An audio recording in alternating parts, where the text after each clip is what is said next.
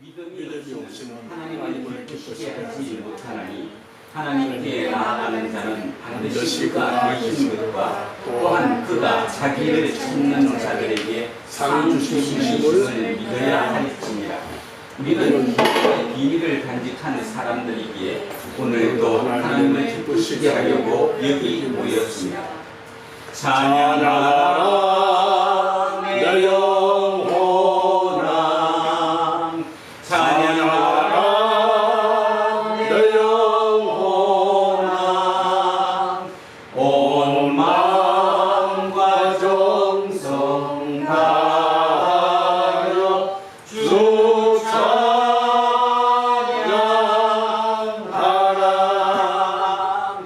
경배하라 내 영혼아, 경배하라 내 영혼아,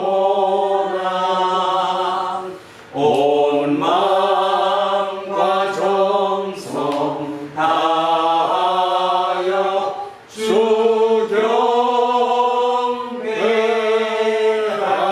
경배하라. 모든 영광을 받으시기에 합당하신 하나님, 우리가 영과 진리로 예배드리니 하나님 홀로 영광을 받아 주십시오. 지금 우리가 바치는 예배는 단순히 종교적 의무가 아니라 세상에서 오늘의 영광을 경험하고 종말의 생명을 열망하는 이들이 기쁨과 환희로 기꺼이 참여해야 할 거룩한 축제입니다.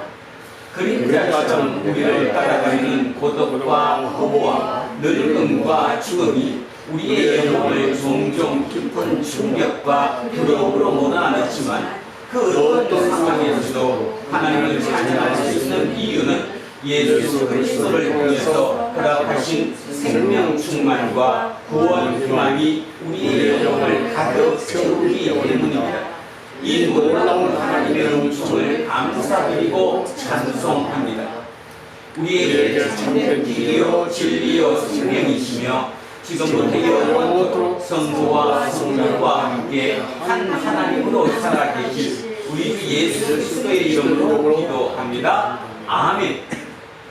자비로우신 하나님, 심령이 가난한 자는 복이 있나니 천국이 그들의 것이며 라는 주님의 말씀을 들었는데도 우리는 그 말씀과 전혀 상관없이 살아갈 때가 한두 번이 아니었습니다. 주님, 우리를 불쌍히 여겨 주십시오. 사람이 사람을 수단으로 다루고 업적과 능력만을 삶의 목표로 삼는 세상입니다. 사람이 만든 것을 우상으로 섬기도록 강요하는 세상입니다. 그런 세상에서 우리 예수쟁이들도 쉽게 휩쓸렸습니다.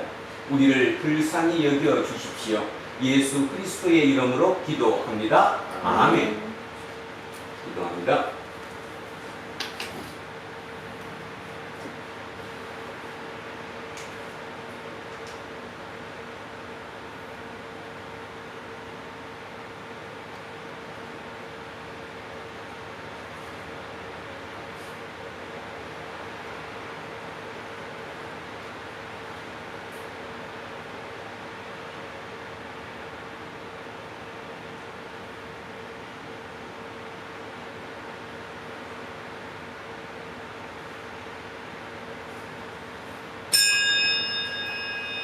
이제 저는 예배를 인도하는 목사로서 하나님의 긍휼하심과 자비에 근거해서 그리고 지난 2000년 교회의 예배 전통에 따라 예수 그리스도의 이름으로 여러분에게 선포합니다.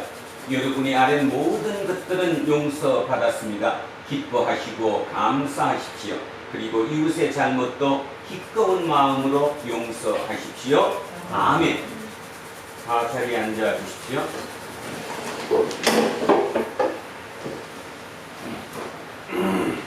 찬송가 502장 찬양하겠습니다. 502장입니다.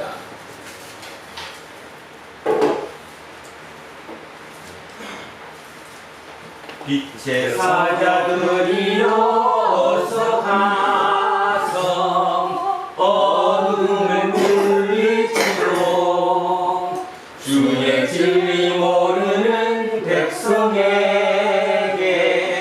복음의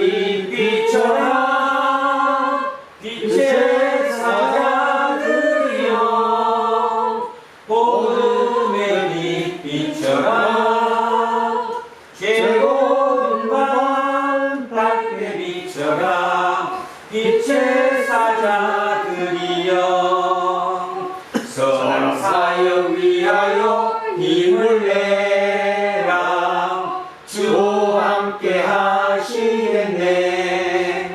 주의 크신 사랑을 전파하며 복음의 빛 비춰라. 빛의 사자들이여 복음의 빛 비춰라. 새로운 밤 밝게 비춰라. 빛의 사자들이여 주님 부탁하신 말 순종하여 이 진리 전파하라. 산을 넘고 물 건너 힘을 다해 복음의 빛 비춰라. 빛의 사자들이여 복음의 빛 비춰라. 새로운 밤 밝게 비춰라. 빛의 사자들이여 동서남북 어디나 땅끝까지 주님만 의지하고 눈으로 부어 못 보는 백성에게 복음의 빛 비춰라. 빛의 사자들이여 복음의 빛 비춰라. 새로운 밤 밝게 비춰라. 빛의 사자들이여.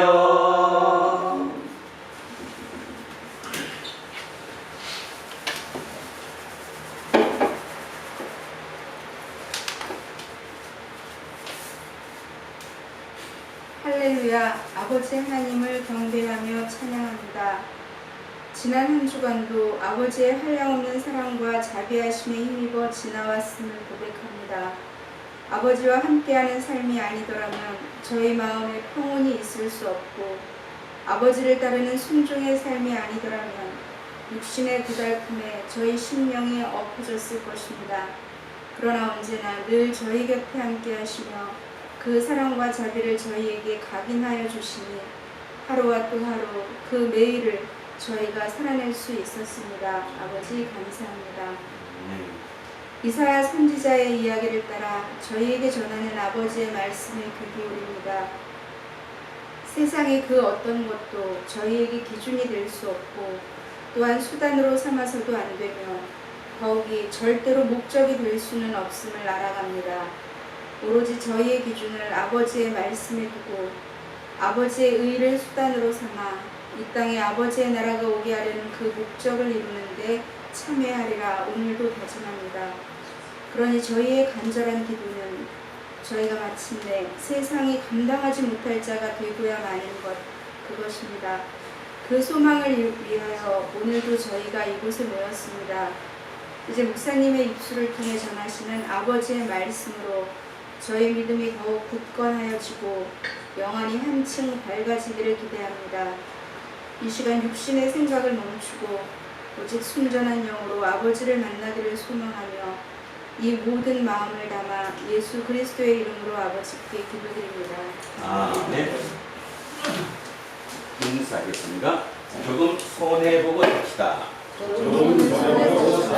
하나님 사랑합니다. 하나님 사랑합니다. 목사님을 사랑합니다. 이문수님을 사랑합니다. 김재우님을 사랑합니다. 이영옥님을 사랑합니다. 이영님을 사랑합니다. 윤정수님을 사랑합니다. 이양승님을 사랑합니다. 이연성님을 사랑합니다. 안병관님을 사랑합니다. 김종인님을 사랑합니다. 이정건님을 사랑합니다. 김재세님을 사랑합니다. 우리 천주님을 사랑합니다. 함께하지 못한 우리의 모든 분들도 사랑합니다. 기도하겠습니다. 말씀으로 세상을 창조하신 하나님, 우리를 생명의 세계로 끌어주려고 거룩한 말씀들이 기록되게 하셨으며, 이 시간 그 말씀을 읽고 선포하고 듣는 가운데 우리의 영혼이 세상에 속한 것으로 산만해지지 않고 오직 하나님의 말씀에 집중하도록 우리를 인도해 주십시오. 말씀 자체이신 우리 주 예수 그리스도의 이름으로 기도합니다. 아멘. 첫째 말씀 예레미야서로 갑니다. 구약성서 1050쪽입니다. 구약성서 1050쪽 예레미야 1장 4절에서 10절까지 말씀입니다. 자, 첫 번째 주신 말씀 구약성서 1050쪽 예레미야 1장 4절에서 10절까지 말씀입니다. 찾으셨으면 천천히 한 목소리로 합독하십니다. 여호와의 말씀이 내게 임하니라. 이르시되 내가 너를 모태에 짓기 전에 너를 알았고 내가 배에서 나오기 전에 너를 성별하였고 너를 여러 나라의 선지자로 세웠노라 하시기로 내가 이르되 슬프도소이다. 주 여호와여 보소서 나는 아이라 말할 줄을 알지 못하나이다 하니 여호와께서 내게 이르시되 너는 아이라 말하지 말고 내가 너를 누구에게 보내든지 너는 가며 내가 내게 무엇을 명령하든지 너는 말할지니라. 너는 그들 때문에 두려워하지 말라. 내가 너와 함께하여 너를 구원하리라. 나 여호와의 말이니라 하시고 여호와께서 그의 손을 내밀어 내 입에 대시며 여호와께서 내게 이르시되 보라 내가 내 말을 내 입에 두었노라. 보라 내가 오늘 너를 여러 나라와 여러 왕국 위에 세워 내가 그것들을 뽑고 파괴하며 파멸하고 넘어뜨리며 건설하고 심게 하였느니라 하시니라. 아멘. 성시교독 시편 71편으로 갑니다. 구약성서 852쪽입니다. 앞쪽으로 내려오셔서 852쪽 시편 71편 1절에서 6절까지 말씀입니다. 71편 1절에서 6절입니다.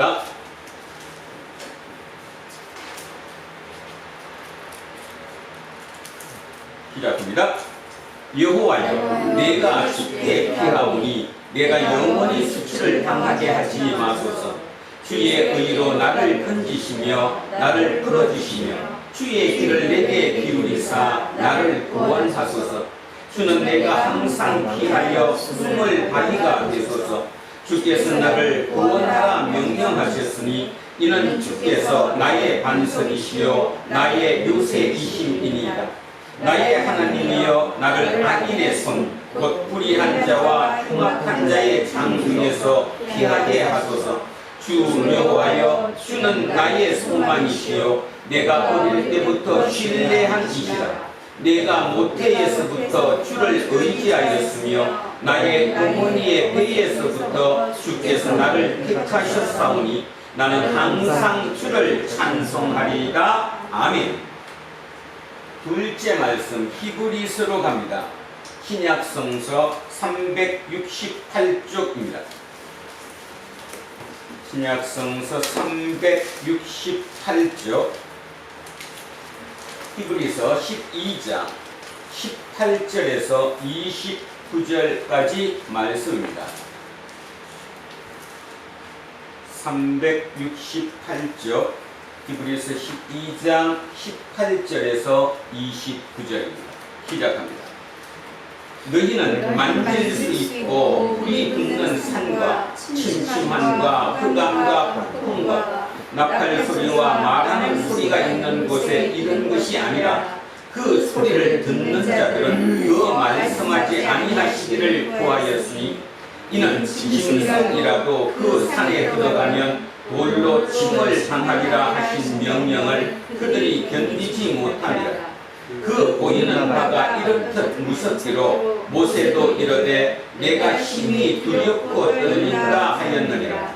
그러나 너희가 이런 곳은 시온산과 살아계신 하나님의 우승인 하늘의 예루살렘과 천만 천사와 하늘에 기록된 장자들의 모임과 교회와 만민의 심판자이신 하나님과 및 온전하게 된 의인의 영들과 새 언약의 중보자이신 예수와 및 아벨의 피보다 더 나은 것을 말하는 뿌린 피니라.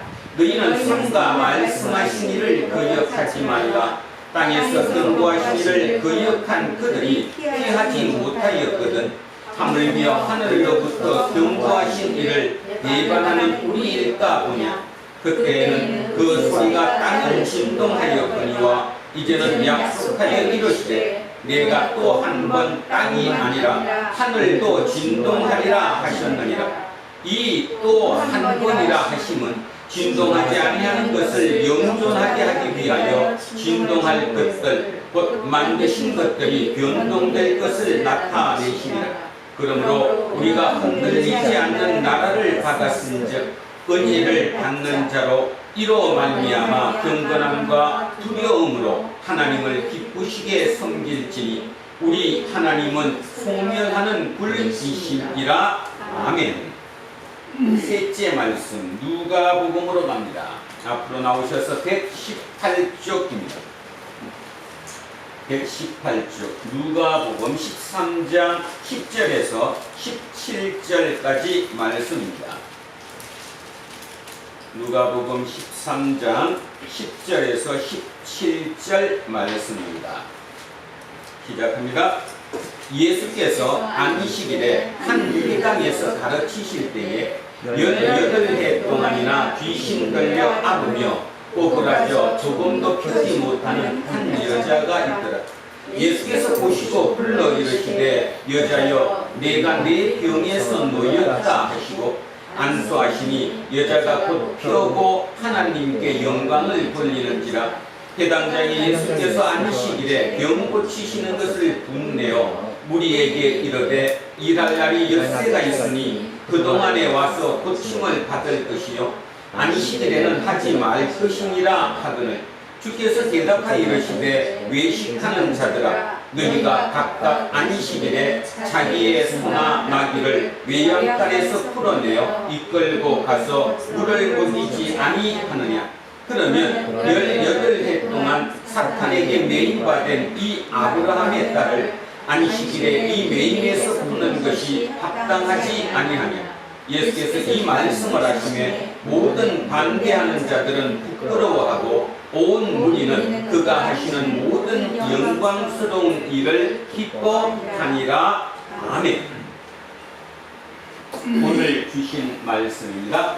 이사야서 32장으로 갑니다. 구약성서 1004쪽입니다.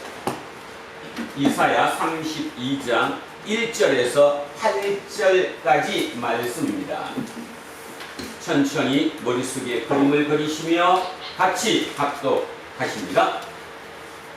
보라, 장차 한 왕이 공의로 통치할 것이요 방백들이 정의로 다스릴 것이며 그 사람은 방풍을 피하는 곳, 폭우를 가리는 곳 같을 것이며 마른 땅의 냇물 같을 것이며 혼비한 땅의 큰 바위 그늘 같으리니 보는 자의 눈이 감기지 아니할 것이요 듣는 자가 귀를 기울일 것이며 초급한 자의 마음이 지식을 깨닫고 어른한 자의 혀가 민첩하여 말을 분명히 할 것이다. 어리석은 자를 다시 존귀하다 부르지 아니하겠고 우둔한 자를 다시 존귀한 자라 말하지 아니하니니 이는 어리석은 자는 어리석은 것을 말하며 그 마음의 불의를 품어 간사를 행하며 패역한 말로 여호와를 거스르며 주인 자의 속을 비게 하며 목마른 자에게서 마실 것을 없어지게 함이며 악한 자는 그 그릇이 악하여 악한 계획을 세워 그 거짓말로 가증한 자를 멸하며 가난한 자가 말을 바르게 할지라도 그리한 비거니와 존귀한 자는 존귀한 일을 계획하나니 그는 항상 존귀한 일에 서리라. 아멘.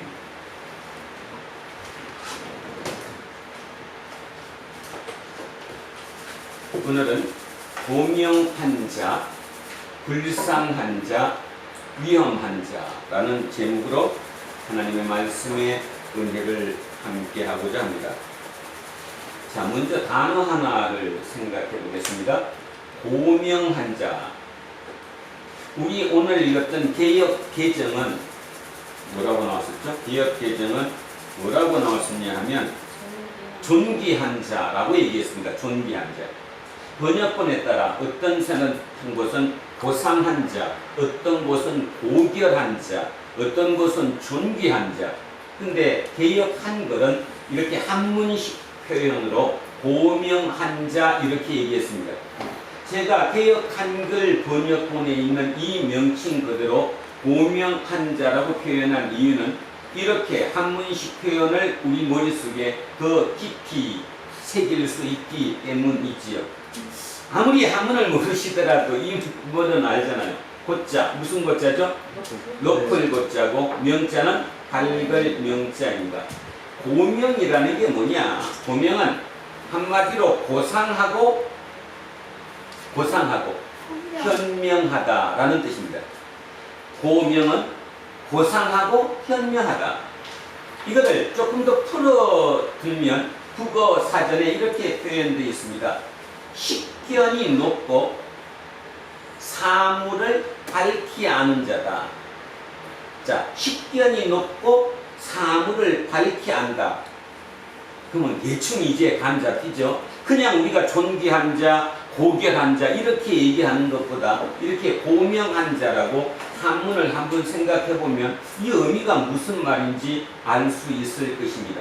고명한 자, 식견이 높고 사물을 밝히 안다. 이런 사람을 고명한 자라고 얘기합니다. 두 번째, 불쌍한 자. 뭐 설명 전혀 안 해도 알아듣죠? 불쌍한 자. 그 다음 세 번째가 위험한 자입니다. 위험한 자. 세상은, 우리가 사는 이 지구별은 모든 키포인트가 어디에 있냐 하면 여기입니다. 불쌍한 자.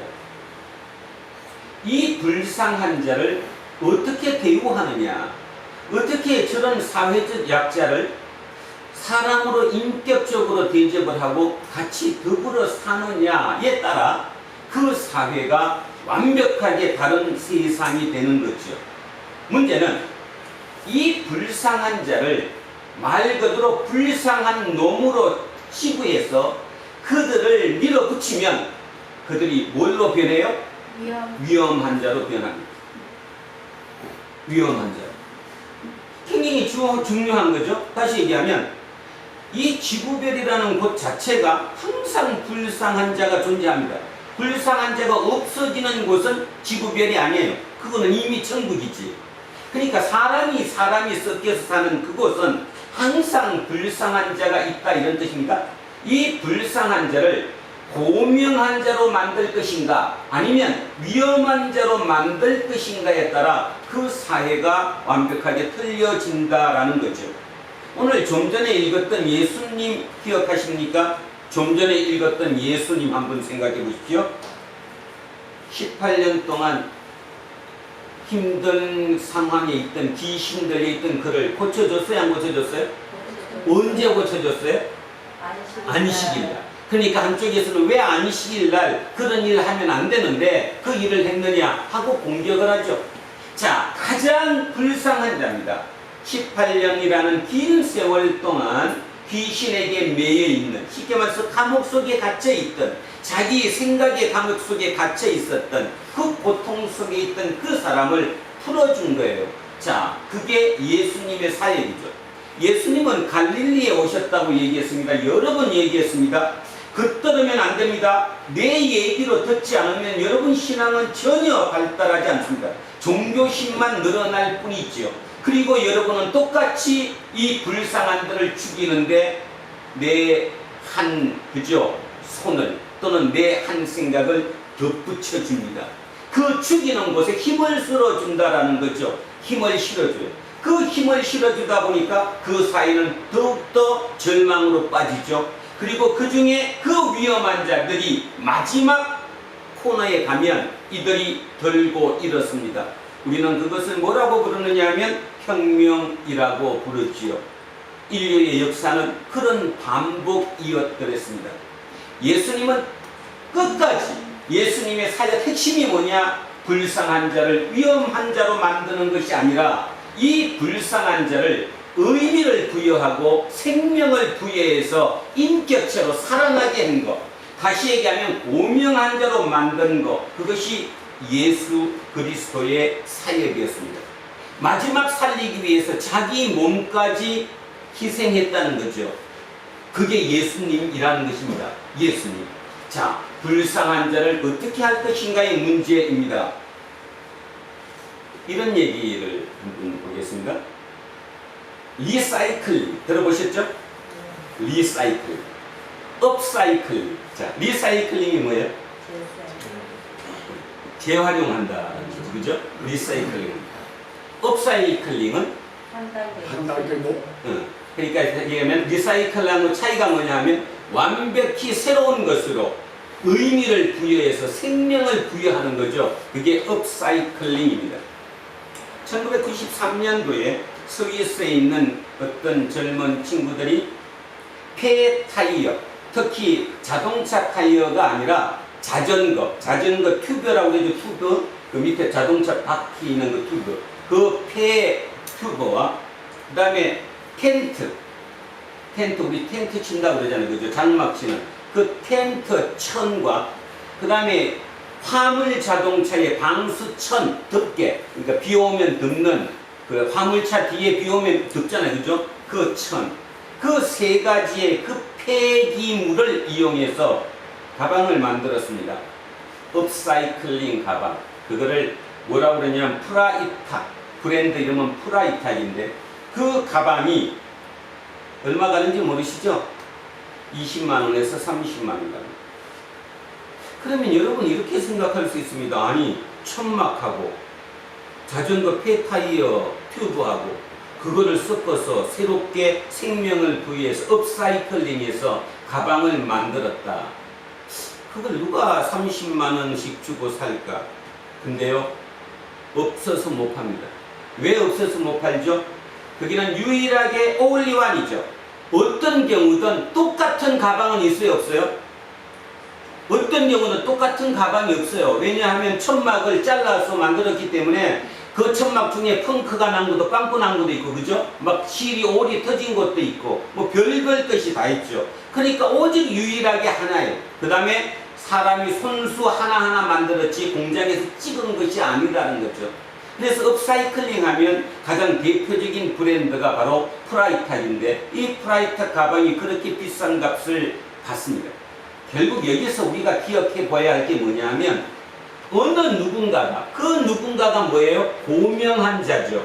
그 고명한 자가 쓰레기로 버려져 나가고 태워지고 말아야 할 그 폐기물을 가지고 가방을 만들었어요. 거기다가 의미를 부여했어요. 그리고 생명을 부여했어요. 그래서 누군가가 그거를 듣고 뿌듯해해요. 이 지구별에 오직 하나밖에 없는 그 가방을 내가 메고 있기 때문이지요. 새롭게 살려냈다는 것입니다. 같죠? 가장 불쌍한 자를 의미를 부여하고 생명을 부여해서 살려내는 거예요. 뭘로? 고명한 자로. 예수 그리스도가 이 땅에서 오셔서 하셨던 일은 그 일이에요. 여러분은 어떻게 생각합니까? 예수쟁이가 뭡니까? 예수쟁이는 예수님이 살아온 삶을 우리가 따르는 것입니다. 예수님이 이 땅에서 추구했던 그 가치를 우리가 몸으로 실천해내는 사람들, 그가 예수쟁이입니다. 근데 여러분은 능동적입니까? 수동적입니까? 능동적입니까? 내가 예수쟁이니까 예수님이 대신해서 사니까 내가 그런 가치를 부여하고 의미를 부여하고 저 불쌍한 자를 고명한 자로 바꾸는데 일조를 하고 계십니까? 기도라도 그런 기도를 하고 계십니까? 아니면 속으로 욕합니까? 지질이 못난 궁상들. 세상이 없어져야 돼. 최근에 한국 사회에서는 굉장히 큰 사건이 있었더랬습니다. 대우해양조선 하청 지구에 파업이 있었죠. 윤석열 대통령이 뭐라고 했는지는 제 입으로 얘기하지 않겠습니다. 그들은 한동안 한국이 조선이 세계적인 그 경기 붐이 침체되는 바람에 굉장히 힘들어졌죠. 그래서 많은 인원들, 수만 명이 일자리를 잃었습니다. 왜냐하면 사업이 안 되니까. 근데 갑자기 작년부터 다시 조선이 호황으로 돌았습니다. 일감이 넘쳐납니다. 근데 문제는 뭐가 없습니까? 사람이 없어요. 떠나버린 사람이 다시 기다리고 돌아오는 경우는 없으니까. 한국이 지금 심각한 위기라고 했죠. 해양 조선이 엄청난 지금 수주 물량이 엄청난데 일할 사람이 부족해서 지금 어떻게 할 수 없는 그 상황에 하청 노동자들이 파업을 했습니다. 왜 했습니까? 월급을 옛날로 올려달라. 7년 전, 8년 전 받던 그 월급으로 다시 올려줘야 되지 않느냐? 하루에 얼마나 긴 시간 동안 그 불을 그죠? 뭐 한다고 그러지? 용접하는 그런 험한 일을 하면서도 한 달 월급이 200만 원 정도 손이라며요. 200만 원. 그러니까 이제는 이제 어느 정도 살만하고 이제 회사도 살만하니까 옛날 월급으로 올려달라. 그래서 30%를 인상해달라. 그래서 파업을 한 겁니다. 우리는 뭐라고 얘기합니까? 그 불쌍한 자를 불쌍한 분으로 본 게 아니라 위험한 자로 본 거예요. 생각하셔야 합니다, 여러분. 예수 왜 믿습니까? 그 예수가 나한테 내 거 잘되게 해주니까 믿습니까? 내 새끼 잘되게 해주니까 예수 믿습니까? 내 사업 잘되게 해주니까 예수님 믿습니까? 예수님이 진짜 그런 분이십니까? 그 불쌍한 자들, 월급 200만 원밖에 받지 못하는 그들이 적어도 7년 전에 우리 받던 월급으로 이제는 좀 회복시켜줘야 되지 않느냐 했던 그 하청 노동자, 그들에게 대통령의 한마디는 말로 표현하기 힘들 정도입니다. 그 말의 의미는 뭐냐 하면 불쌍한 자를 위험한 자로 몰아가고 있다는 거예요. 어느 사회든 그 사회 최밑에 있는 최하층에 있는 그 불쌍한 자를 위험한 자로 몰아가면 그 사회는 죽습니다. 진짜 죽고 말지요. 자, 역사를 한번 보겠습니다. 우리 지구별 역사 중에 아주 아이러니한 나라가 하나 있죠. 아주 짧은 시간 내에 이 지구별을 쥐었다 폈다 할 수 있는 나라가 됐죠. 한 나라. 어디입니까? 거기가? 어디예요? 미국이요.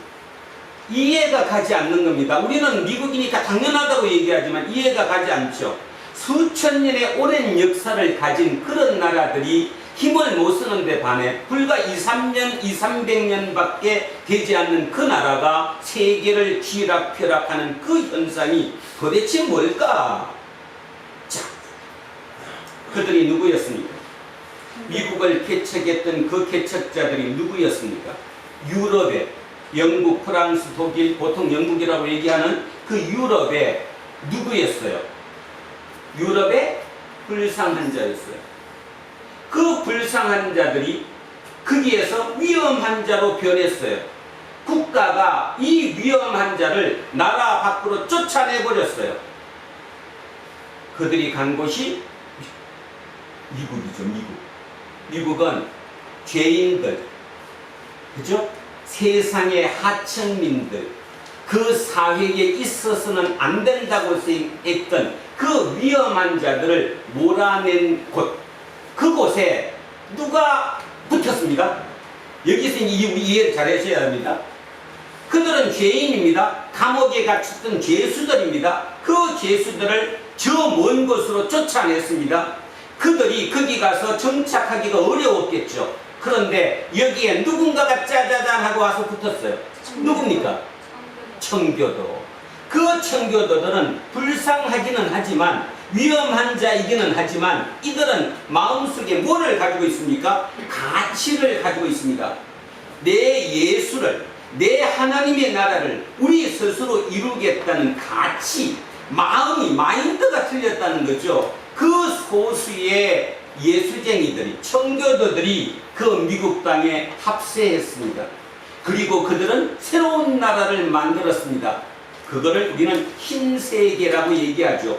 구세계가 영국이라면 구세계에서 위험한 자로 쫓겨났던 그들이 새로운 가치를 가지고 아까 프라이탁처럼 폐기 처리된 쓸모없는 것들을 가치를 부여하고 의미를 부여해서 새로운 생명으로 만들어낸 것처럼 영국이라는 유럽이라는 그 땅에서 진짜 쫓겨났던 쫓아냈던 위험한 자들이 모여서 새로운 공동체를 만들어낸 곳, 그곳이 미국입니다. 근데 여러분 아십니까? 그 미국에 처음에 왕이 있었습니까? 대통령이 있었습니까? 누가 리더였습니까? 목사와 신부들이 리더였습니다.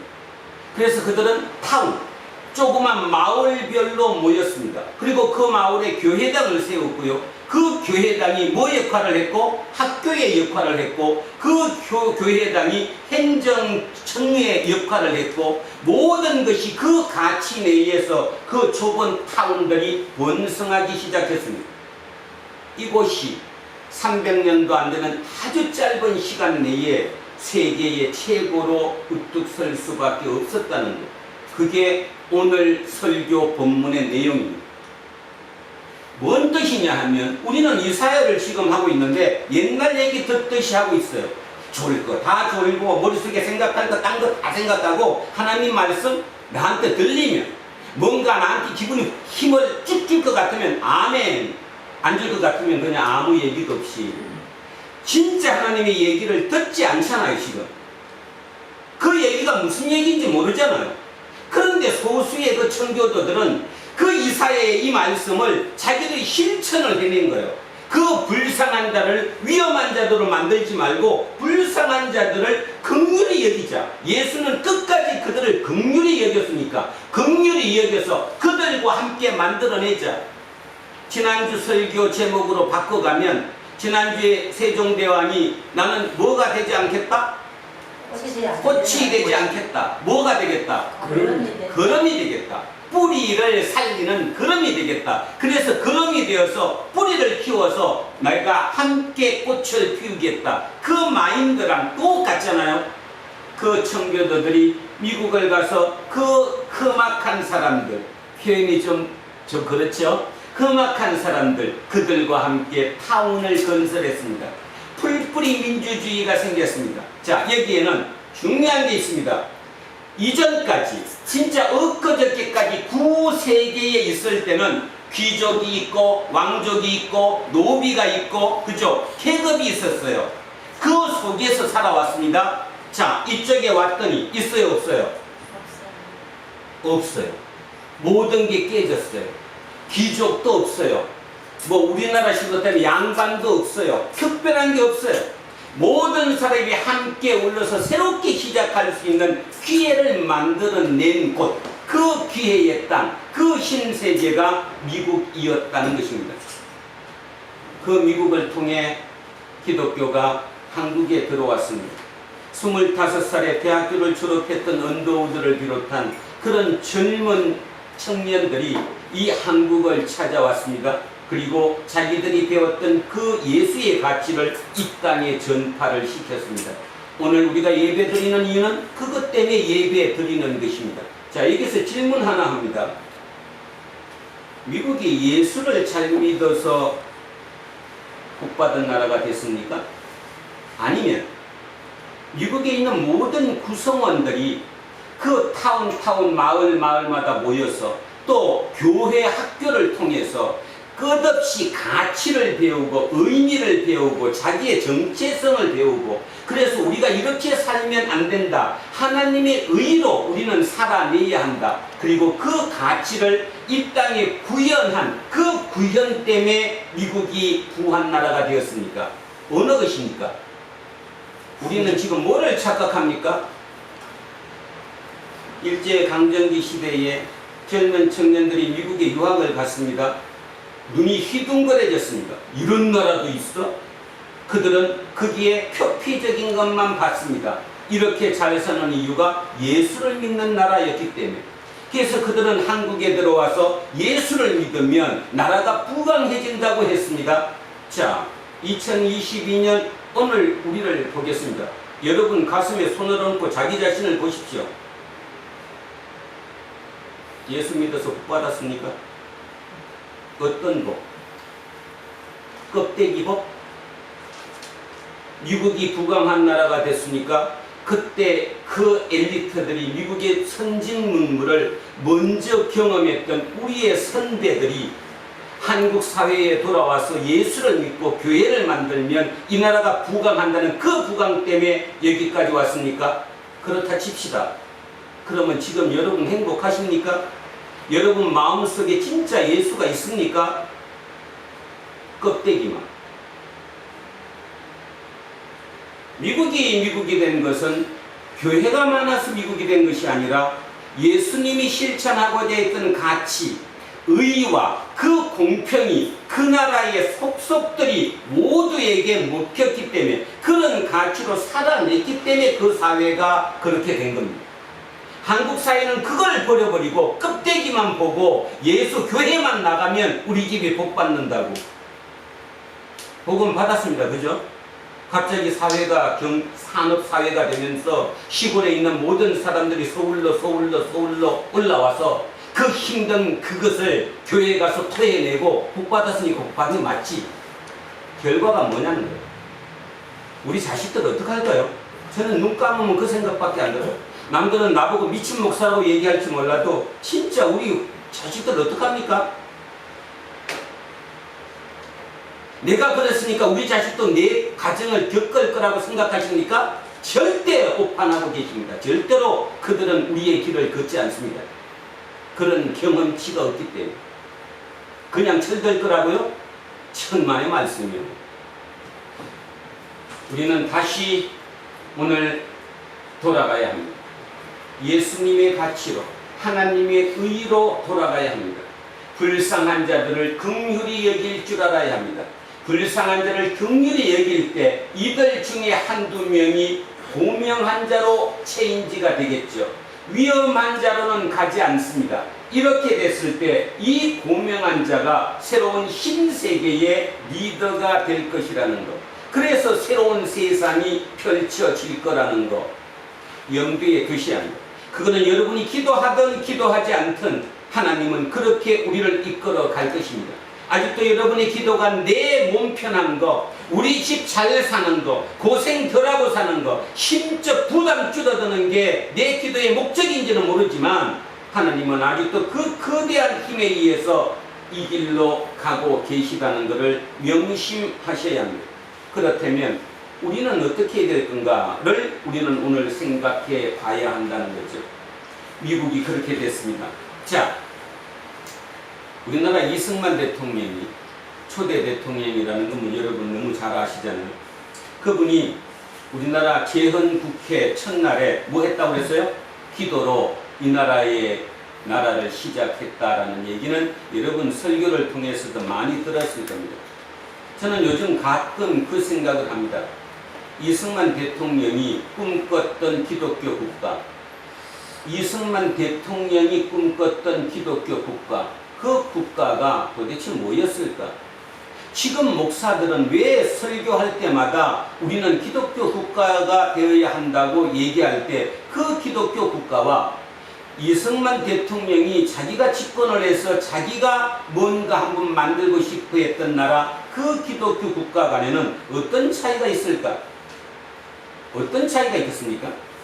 이승만 대통령이 기독교 국가 만들고자 했던 그것은 말 그대로 가치, 하나님의 의, 그 의가 통하는 나라, 그렇게 해서 이 나라를 만들어가는 것, 그것이었고 지금 얘기하는 기독교 국가는 모두가 예수 믿어서 큰 교회 가서 할렐루야 아멘 해야 되는 그 기독교 국가 아닐까요?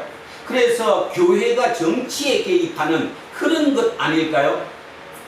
미국은 그렇게 해서 기독교 국가가 된 것이 아닙니다.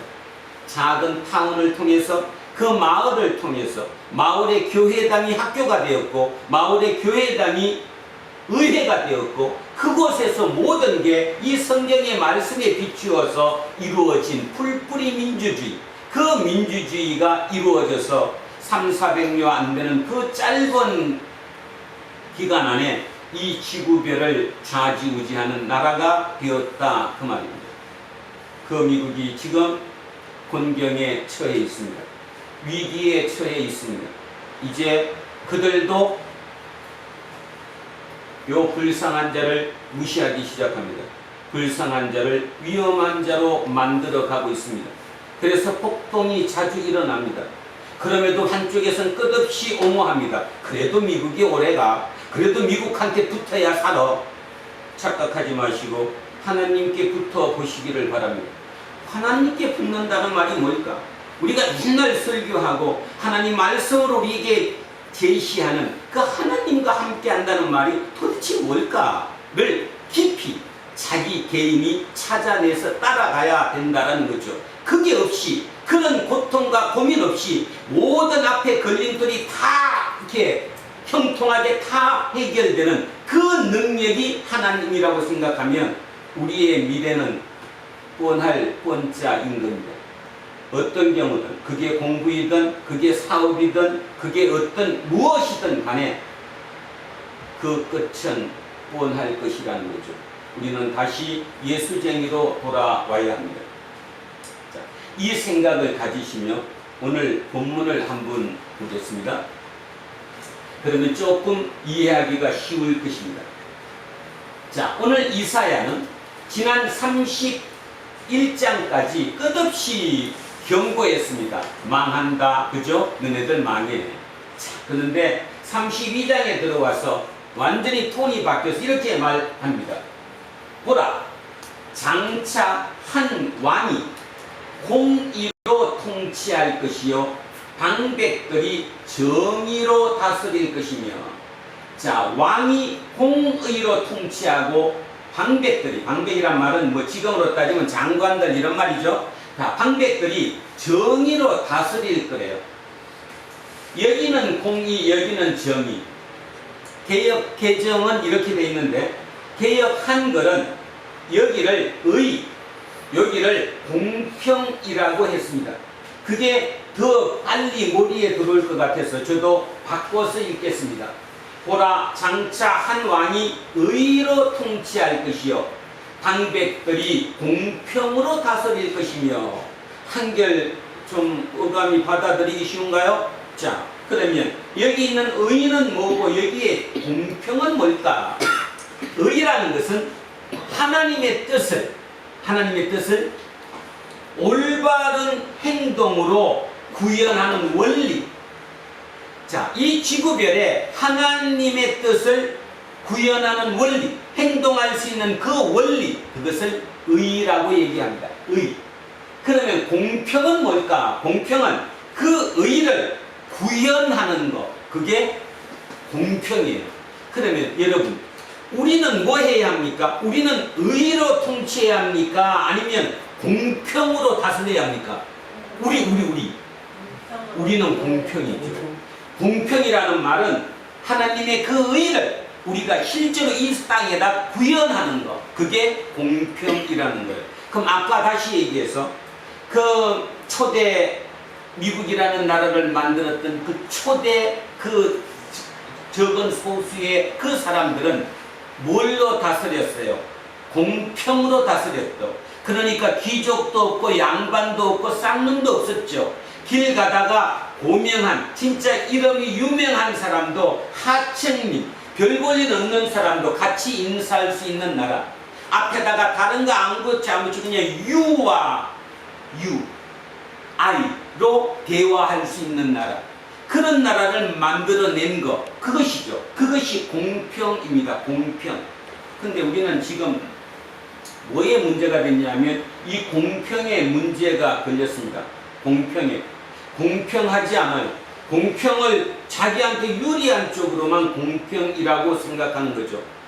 자, 대우조선 얘기 잠깐 더 하면 문재인 대통령이 3.4% 인상했나요? 4.3이에요? 3.4예요? 30% 인상이 아니라 그렇게 적은 금액을 인상하는 것으로 파업이 마무리됐습니다. 대통령이 공격을 하는데 우리가 그따가 할 거예요. 그죠? 자, 그리고 문제는 그 회사가 그 노조를 이끌었던 그 노조원들에게 8천억 원이라는 손해배상 소송을 제기했습니다.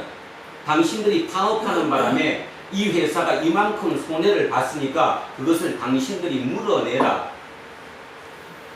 여러분, 물어내야 합니까? 그 불쌍한 사람들이 예전 월급으로 좀 돌려달라고, 200만 원 갖고는 진짜 살기 어렵다고 그랬더니 4.3%인가 뭐 3.4% 올려주는 조건 대신에 그 주동자들에게 8천억 원의 손해배상 소송을 넣습니다. 답은 두 개 중에 하나입니다. 하나는 그분들이 세상을 떠나는 걸로 마무리하든, 아니면 국민들이 진짜 거기에 동조를 하든, 아니면 노란봉투법이 빨리 국회를 통과하든. 노란봉투법, 옛날 쌍용 자동차도 똑같은 파업을 했더니 회사에서 노조원들에게 배상 소송을 걸었습니다. 그 금액을 걸으니 그 사람이 살 수가 없죠. 아마 정확하게 기억은 안 나는데 자살한 것으로 저는 알고 있습니다. 문제가 되다 보니까 유명한 연예인부터 출발해서 모두가 우리가 저렇게 사람을 죽이기면 안 된다. 그래서 그 금액을 나누었더니 한 명당 47,000원씩만 뭐 100만 명인가 얼마가 하면 그 금액을 메꿔줄 수 있다는, 그래서 시작한 그 법. 그래서 노조원들에게 그게 파업이 끝나고 난데 그 배상 소송을 해서는 안 된다. 그거는 죽이는 길이나 마찬가지다. 그게 노란봉투법입니다.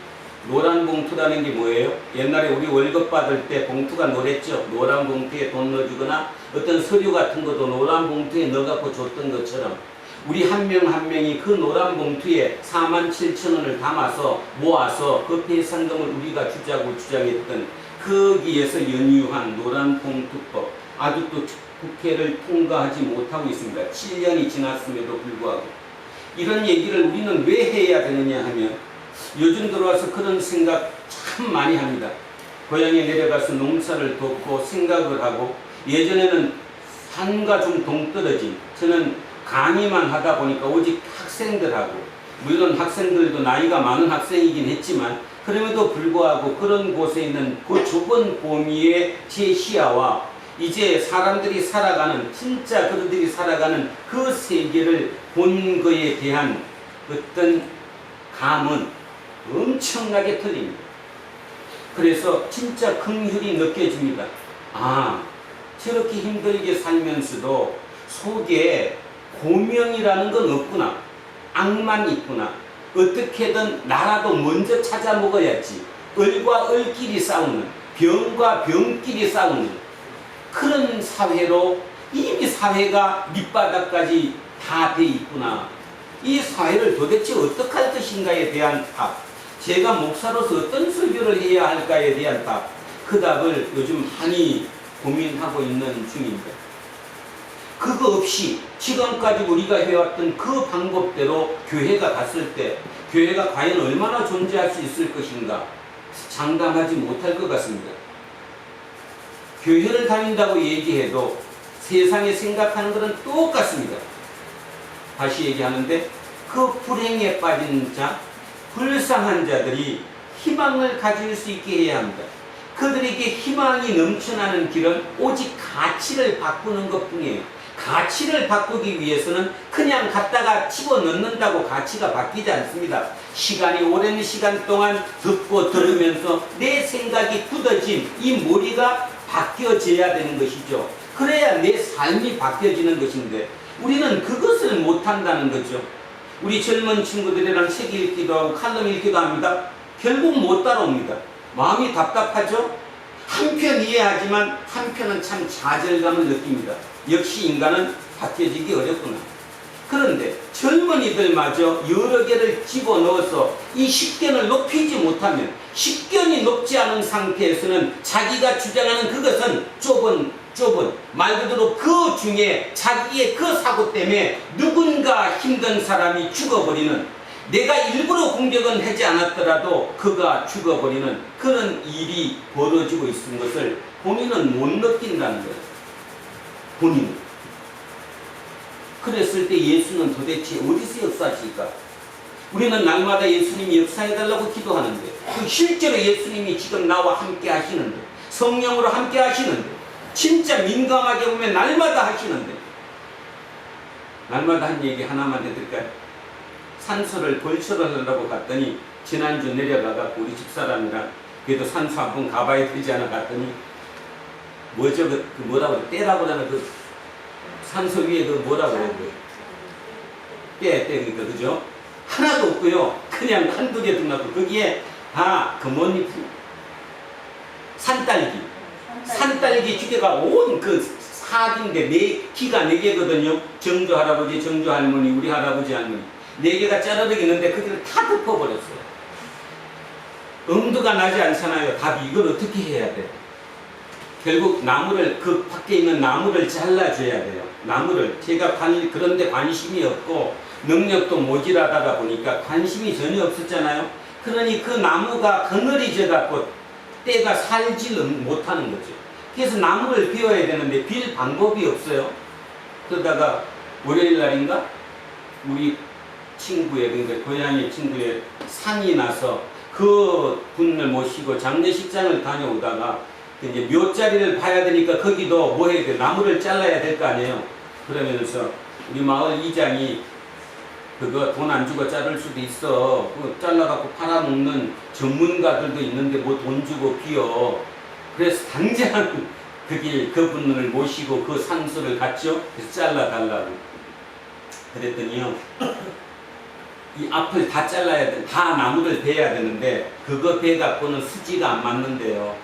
포크레인 값, 비는 값, 인부 값 적어도 150 정도 이상은 들어가는데 그 나무 웬만큼 잘라서 150만원 나무값이 안 나온다는 거죠. 나머지는 내가 드리겠다. 내가 나머지는 채워드릴 테니까 베자고. 그랬더니 또 누가 나무 뺐다고 고발하면 자기가 당하니까 안 된다고 군청 가서 신고하래요. 그래서 군청을 또 찾아갔어요. 신고했더니 묘는요, 여러분도 알아두세요. 묘는, 묘 옆에 있는 나무는 묘를 반경으로 10m 이내는 허가 없이 신고 없이 그냥 잘라도 아무 문제가 없대요. 산주만 허락하면. 그래 그걸 듣고 와갖고 잘라도 된다고 그랬더니 이제는 딱 10m 재갖고 자른대요. 거기까지. 그러니까 나머지 밖에는 또 남잖아요. 그래서 얘기는 못하고 속으로 하나님 이왕 자를 것 그냥 좀 시원하게 잘라주시지 그랬거든요. 그랬더니 그 밑에가 우사예요. 우사. 우사 소 키우는 거예요. 그랬더니 그 주인이 우연찮게 나무 자르는 걸 보고 와가지고 우사 바로 위에 있는 이 나무도 다 잘라달라고. 혹시 나중에 바람 불어서 쓰러지면 손해니까. 근데 이 베는 사람은 그분이 예전에 자기를 고발해갖고 200만원 벌금 물었다는 거예요. 그러니까 서로 앙숙치간이란 말이에요. 그 우사 주인하고. 그런데 어저께 집사람이랑 올랐는데 전화가 왔어요. 그 우사 주인이 베달라고 그런다고. 그래서 지금 아마 다 베고 있을 겁니다. 그게 뭐죠? 하나님이 함께 하시는 거예요. 옳은 것이면 그것이 옳은 거니까 그 한 1m 안 비고 남겨놓는 것보다는 아예 한꺼번에 벨 때 다 베는 게 옳은 것이니까 하나님은 그런 방법으로라도 해결해 주신다는 거죠. 그 다음에 어떤 반대인 경우도 있겠죠. 나는 진짜 하고 싶고 내가 그냥 움직이면 되는데 하나님이 막으시는 경우도 있잖아요. 사도 바울도 막았잖아요. 막으니까 본인이 그걸 어떻게 받아들였어요? 하나님이 여기를 막으시는구나. 그래서 빌립보로 넘어갔잖아요. 삶이라는 게 그런 것이거든요. 그것이 하나님과 함께하는 방법이에요. 우리는 날마다 아주 사소한 아주 작은 곳에서도 하나님이 함께 하시는 우리는 체험을 해요. 누구든 체험을 해요. 근데 누군가는 그것을 하나님의 체험으로 진짜 인정하는 반면 누군가는 단순히 운이 좋았다, 단순히 재수가 없다 이렇게 그냥 눕고 넘어가는 것 뿐이지요. 어떤 삶이 좋습니까? 그 사소한 것에서 하나님의 함께하심을 체험하는 게 좋은 삶입니까? 아니면 단순하게 어떤 날 운 좋은 날도 있고 운 나쁜 날도 있고 재수가 좋은 날도 있고 재수가 나쁜 날도 있다라고 그냥 허허하고 넘어가는 게 좋은 삶입니까? 도대체 무엇입니까? 보이지 않는 하나님을 그 성령님이 나와 함께 하심을 뭘로 증명할 거라는 거예요. 본인에 따라 틀립니다. 내가 어떻게 그거를 받아들이느냐에 따라 완전히 틀려지는 거지요. 자, 그래서 지금 이 얘기가 그 얘기입니다. 한번 합니다. 장차 한 왕이 의로 통치해요. 왕은 의로 통치해요. 근데 그 왕의 명령을 받고 실제 백성들하고 다스리는 그 방백들은 공평으로 다스려야 돼요. 그래서 의로 통치하고 공평으로 다스려야 한다. 이것을 우리로 바뀌면 2022년 우리로 바꾸면 이 왕이 누구예요? 예수 그리스도. 그 예수 그리스도는 우리를 의로 통치해요. 그러면 우리는 어떻게 해야 됩니까? 우리가 세상에 사는 것은 공평으로 살아야 되는 거예요. 여러분은 공평으로 살아야 되는 거예요. 의를 구현하면서 살아야 되는 거예요. 내가 내 이익보다는 진짜 의로운 그 의를 이 땅에 구현하는 삶, 공평한 삶이 우리의 삶이어야 한다는 거죠. 2절에 또 그 사람은 광풍을 피하는 곳, 광풍, 폭우를 가리는 곳 같을 것이며 마른 땅의 냇물 같을 것이며 곤비한 땅의 큰 바위건을 같으리니 이건 뭐 이해가죠? 태풍이 불고 폭우가 내리고 그 다음에 마른 땅에 물이 없는데 냇물이 있어야 되고 곤비한 땅에 큰 바위 그늘을 만들어주는 거 이거잖아요. 이걸 누가 한다는 거예요? 이게 한다는 거예요. 공평이라는 이거라는 거예요. 이것을 만들어주는 것이 공평이에요.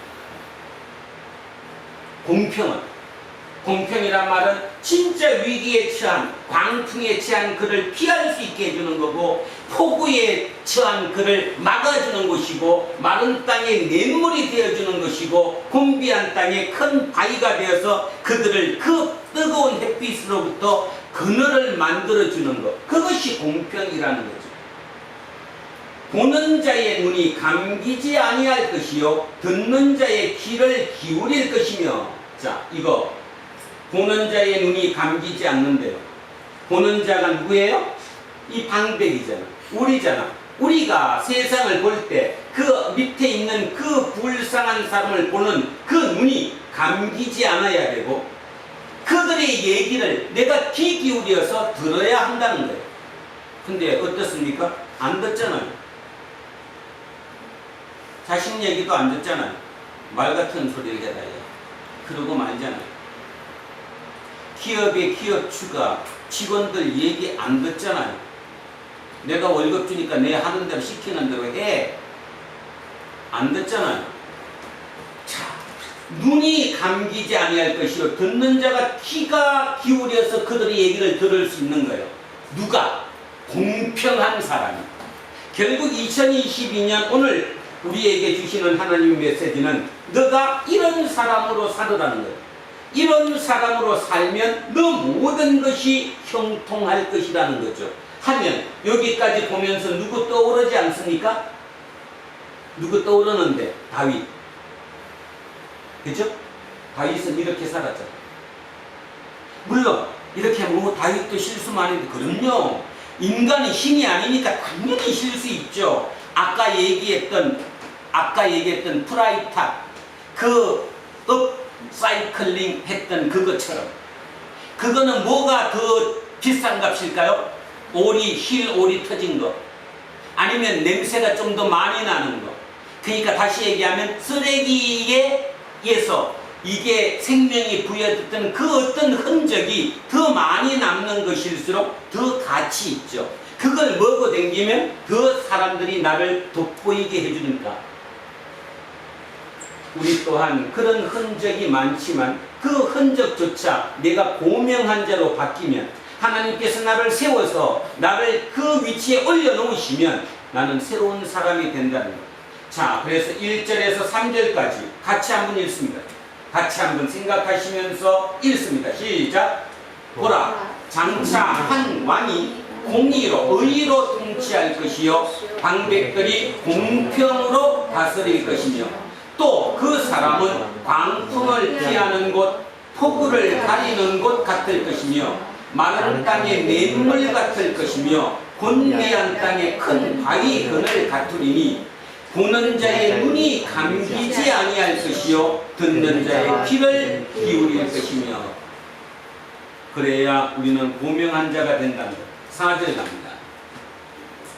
조급한 자의 마음이 시식을 깨닫고 이거 제 얘기하는 거예요. 그냥 바로 했으면 바로 뭐 결과가 나와야지.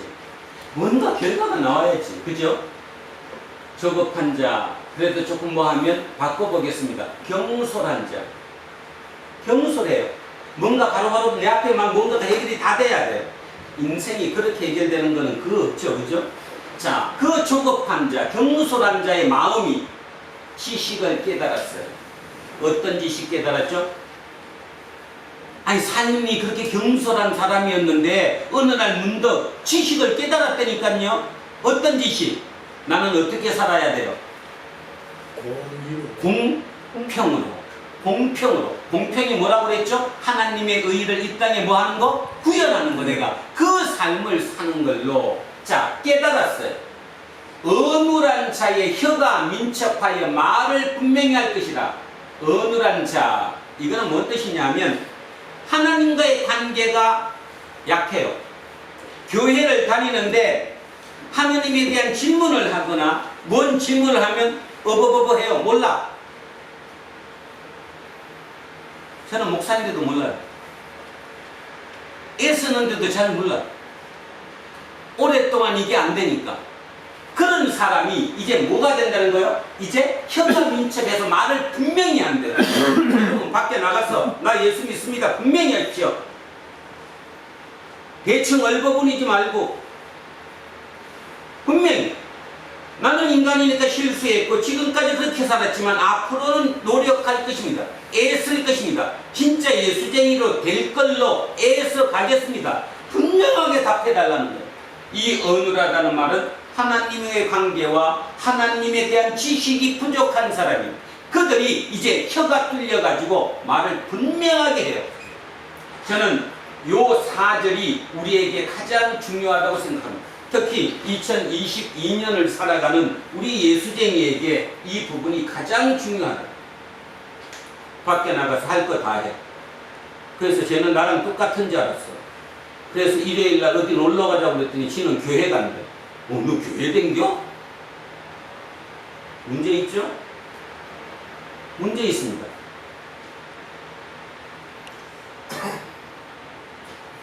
왜 그렇게 됐죠? 지식이 없었기 때문에, 하나님과의 관계가 없었기 때문에 어눌했어요. 그것이 해결된다는 거예요. 뭘로 되면? 공평으로 바뀌면, 내 마음이 공평으로 바뀌면 이게 해결이 된다는 겁니다.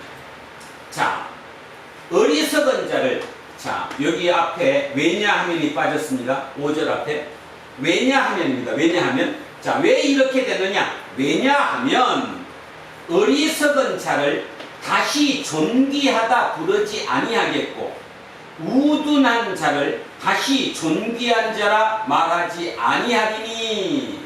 어리석은 자를 존귀하다 부르지 않고 우둔한 자를 존귀한 자라 말하지 않는데, 그럼 잠깐 이거 해서 국어 선생님 한번 해보세요. 이 사람이 누구예요? 원래 존귀하다고 불렀어요? 안 불렀어요? 원래 불렀어요. 누군가에 대해서 저 사람은 존귀해, 저 사람은 진짜 예수쟁이야, 저 사람은 참 옳은 사람이야, 저 사람은 현명한 사람이야, 이렇게 불렀어요. 그런데 어느 날 알고 봤더니 아니에요. 그래서 어리석은 자예요, 그 사람이. 지난 정권에서 우리는 여기서 속았잖아요. 누구라고 얘기 못하지만 거기서 저것만 됐으면 그냥 모든 게 해결되고 대한민국이 50년은 앞서갔을 텐데, 저는 그런 생각합니다. 진짜 50년은 앞서갔을 텐데 기회를 잡았었는데 그 기회가 뭉개져 버렸어요. 그 사람이 존귀한 사람이고 존경받을 만한 사람이고 사회적 유능한 사람이고 인재라고 생각했는데 껍데기를 깠더니 전혀 그렇게 하지 못하는 그런 사회가 되어버렸습니다. 지금도 마찬가지. 그래서 그쪽만 안 뽑으면 되겠다고 반대쪽을 뽑아놨더니 더한 것 같아요. 이 얘기합니다. 어리석은 자를 다시 존귀하다 부르지 않겠고 우둔한 자를 다시 존귀한 자라 말하지 않겠다. 다시 얘기하면 뭐가 바뀐 겁니까 지금? 아주 중요한 건데 지금 뭐가 바뀌었어요? 생각이 바뀌었는데 생각이 나 혼자만 바뀐 게 아니라 세상의 기준이 바뀌어버린 거예요. 기준이 바뀌었다. 그 기준이 바뀌니까 완전히 반대가 된 거예요. 자, 예를 하나 드리겠습니다. 예를 하나 듭니다. 30년 전만 해도 학교에서 교장 선생님으로 퇴직하셨다고 그러면 사람들이 존경했어요. 아, 그분 교장 선생님, 그죠? 그분이 만약에 우리 동네에 와서 같이 살면 그래도 인사 꼬박꼬박하면서 선생님, 교장 선생님. 그 동네에 문제 있을 때마다 교장 선생님한테 물어봐. 아, 그랬습니다. 어느 날 교장으로 은퇴했대요. 물어볼까요? 안 물어볼까요? 뒤에 선생님도 빼요. 너 교장이었다며? 예. 무슨 뜻인지 아십니까 지금? 네. 기준이 바뀐 거예요. 판이 바뀐 거라고 지금. 그러면 이게 정상으로 간 거예요. 지금 가치가 전도된 거예요. 가치가 전도된 거예요. 지금 우리가 지금 사는 이 땅이 지금 가치가 전도된 거예요. 제가 지금 소리 지르는 이유는 이 가치가 전도된 거는 우리가 그렇게 만들었는데 실제로 이거에 대한 피해를 보는 거는 우리 아들들이라는 거예요 지금. 예? 맞아요? 그렇게 만든 건 우리인데 그거의 실제 피해 당사자는 우리가 아니라 우리 애들이라니까요. 내 자식. 어떡할 거냐고 지금. 바뀐다는 거. 이걸 명심하라는 거. 지금까지 그 사람 대단해, 존경해, 현명해, 아주 유능한 사람이야. 기준이 바뀌면 완벽하게 반대되는 거예요. 옛날에 뭐 여기 그러니까 지금 애들 때문에 내가 자꾸 옛날 얘기하는 거예요. 너네들 들어야 돼. 너네 아빠 엄마들 그렇게 살았다니까. 옛날에 불과 30년 전에 내가 돈을 갑자기 많이 벌었어요. 근데 그 돈은 내 돈이니까 내가 쓰겠다고 뭐 사치품이나 명품 쉽게 샀어요? 어렵게 샀어요? 건우사님 어렵게 샀죠? 남 못 보게. 아, 제가 알면 또 나한테 뭐라 그럴까봐. 그게 외국에 나가서 뭐 하나 사오더라도 그냥 감쪽까지 사와서 안 드러내기. 이랬다고요, 우리가. 근데 지금 우리 자식들은 어떠냐고. 우리가 그 기준을 우리가 깨버리고 나니까 우리 자식들은 돈이 없어도 일단 명품 사야 돼. 그리고 폼 잡아야 돼. 들고 댕겨야 되고. 부끄러움이 없어졌어요. 왜곡된 겁니다. 왜곡된 거. 그러면 그 왜곡이 다시 돌아가야죠. 지금 이 얘기하는 거. 이사야는 그 얘기를 하고 있는 거예요, 지금. 왜곡된 건 다시 돌아간다. 돌아가야 하나님이 계신 거 아니에요? 그래서 저는 믿습니다. 돌아갑니다, 이거. 쟤네들 같이 바꿔줘야 돼요. 돌아갈 때 주인공이 되려면 지들이 바꿔야지. 안 그러고는 없으니까. 자, 5절 한 번만 더 읽습니다. 같이 읽습니다. 시작. 어리석은 자를 다시 존귀하다 부르지 아니하겠고 우둔한 자를 다시 존귀한 자라 말하지 아니라. 반대로 얘기하면 지금까지는 내가 그를 존귀한 자로 불렀다는 거예요. 존귀한 자로 인정했다는 거예요. 그런데 세상이 왜곡된 게 제대로 되고 나니까 그들은 어리석은 자였고 그들은 우둔한 자였어요. 오늘 집에 주무시면서 나를 한번 보십시오. 내가 어리석은 자인지 우둔한 자인지.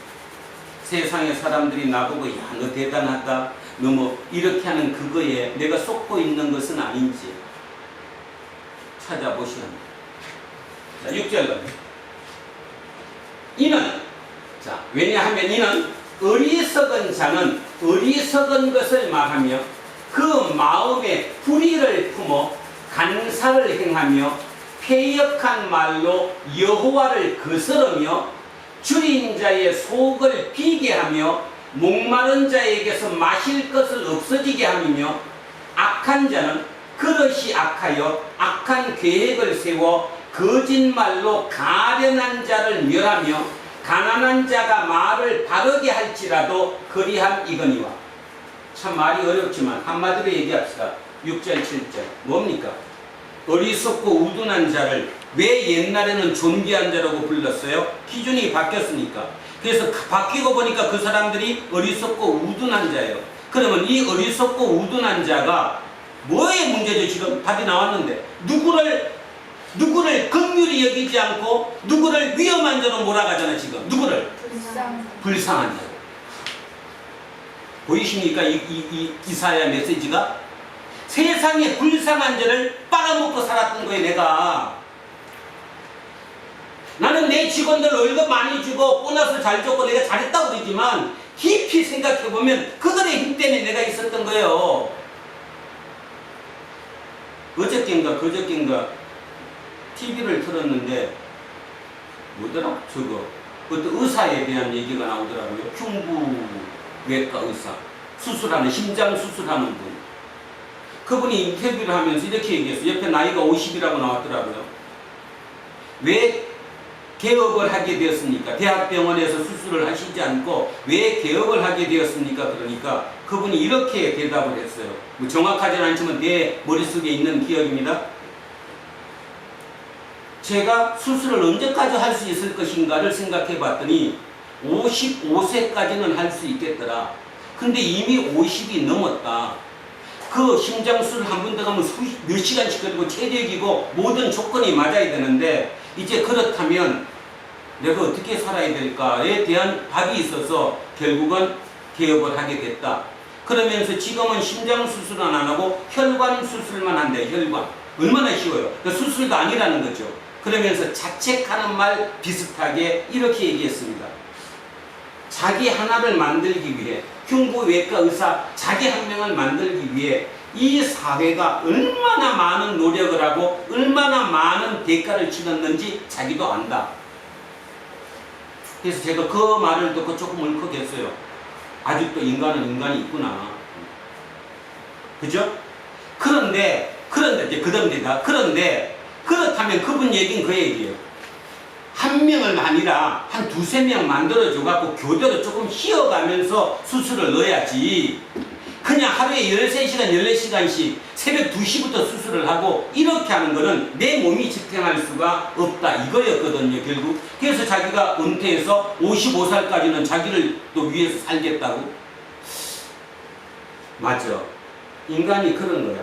한 사람의 의사를 만들기 위해서 이 사회가 어떤 유형 또 어떤 방법으로든 얼마나 많은 지원을 했는지 몰라. 근데 그분은 그걸 깨닫고 있어. 누군가는 깨닫지 못하고 내 힘으로 내 능력으로 됐다고 하지만 그분은 적어도 내 능력이 아니라 수많은 사회의 그 핏으로 자기가 있다는 걸 스스로 알아. 그럼에도 불구하고 개업을 하고 나간 거에 대해서 참 자기 마음에 아쉬움이 있어. 그런데 더 이상 있다가는 아무것도 못할 거니까. 그죠? 50이 넘어서 55세까지는 수술을 할 수 있으니까 개업을 하게 됐다. 적어도 그건 알아야 된다는 거죠. 우리는 하나님께서 이병선이를 목사 만들기 위해서 얼마나 애쓰셨는가. 요즘은 가만히 눈 감고 생각해 보면 진짜 치열합니다. 그 어린 나이부터 왜 나를 그렇게 혹독하게 폰으로 몰았을까? 왜 그렇게 나를 아프게 했을까? 모든 게 마음 속에 그냥 부정적으로 꽉 차 있는 그런 삶을 살게 했을까?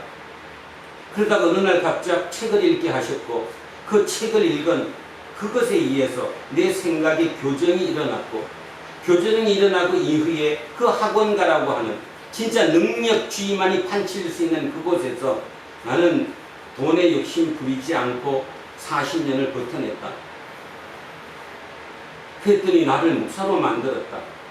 능력이 부족한 건 상당히 많지만 그럼에도 불구하고 하나님이 내게 시키실 일이 있지 않을까? 그 일이 뭘까? 요즘 조금씩 찾아갑니다. 그러면서 한편으로는 또 이렇게 기도하면 눈감이 이렇게 합니다. 우리 장로님, 권사님, 우리 집사님들 참 속으로 안타까워하겠지. 우리 목사 변했다. 저렇게 가야지 사회 운동가 되는 거 아니야? 혹시 그렇게 생각하지 않을까? 작은 교회에서 왜 저러지? 그래도 한 명이라도 늘려서 치유 기도도 좀 해주고 안수 기도도 해주고 좀 뭔가를 형성을 해야 되지. 이게 말이 돼? 저도 알아요. 그 생각 안 하겠어요, 제가? 그 날마다 고민 속에서도 토요일, 금요일, 토요일 되면 아닌데 어떡해. 이번에는 설교를 참, 그리고 본문도 참 좋네. 이번에는 멋있게 우리 좋은 걸로 합시다. 하려고 했는데 오늘 봐요, 또. 안 되잖아. 그게 안 되는 게 내가 안 되는 게 아니잖아. 내 생각 속에 또 내가 그 24시간 정확한 48시간 동안 내가 보는 그 중에 보물찾기 중에 하나님이 그렇게 나한테 힘을 주니까 그걸 할 수밖에 없는 거지. 여러분도 마찬가지라는 겁니다. 그죠? 그래서 우리는 어떻게 해야 될까? 지금 바로 이 얘기예요. 6절, 7절의 핵심은 뭐냐 하면 6절, 7절의 핵심이 겉으로는 고명한 자로 보이고 현명한 자로 보이고 세상에 영향력을 끼치는 사람으로 참 존경받는 사람으로 봤는데 알고 봤더니 그들은 밑에 불쌍한 사람들의 피를 빨아먹고 있는 거예요. 그들의 고마움을 모르는 거예요. 그들을 딛고 서는 거예요. 옛날에 누구 고위공직자처럼 개돼지로 보는 거예요. 실제로 그렇게 표현하는 거예요. 누구처럼 수해 현장 나가가지고 비조모지 사진 멋있게 나오게 그 얘기하는 거예요. 그러니 어떡할 거예요 그걸? 이 얘기를 합니다. 이사야의 얘기예요. 자, 8절 마지막 절입니다. 결론을 이사야가 이렇게 냅니다. 존귀한 자는 바로 이게 고명한 자입니다. 고명한 자는 고명한 일을 계획하나니 그는 항상 고명한 일에 서리라. 바로 이 고명한 자가 세상을 신세계를 구세계에서 신세계로 바꾸는 이 역할을 하는 사람이다 라고 이렇게 결론을 내리고 있는 거예요. 자, 이것이 누구로부터 오느냐? 어떤 한 왕으로부터 온다 라고 나왔습니다. 맨 앞에 1절. 자, 보라 장차 한 왕이, 이 한 왕, 이사야가 이거를 썼을 때 이 왕은 누구였을까요? 이사야가 이 글을 썼을 때 이 한 왕이 누구였을까요? 히스기야입니다. 히스기야. 그러니까 이사야 입장에서는 이제 머지않아 우리나라 바뀌어. 그리고 실제로 히스기야가 왕이 되고 난 뒤에 유대는 변했어요, 안 변했어요? 변했어요. 종교적으로 다시 회복됐고 종교개혁도 일어났고 진짜 옳게 하층민들을 이렇게 다루면서 잘했어요. 여러분 아시다시피 그 히스기야 또한 막판에는 변했어요, 안 변했어요? 이게 인간이에요. 인간은 안 변할 수가 없어요. 안 변하기 위한 그 처절함이 없으면 그냥 변해요.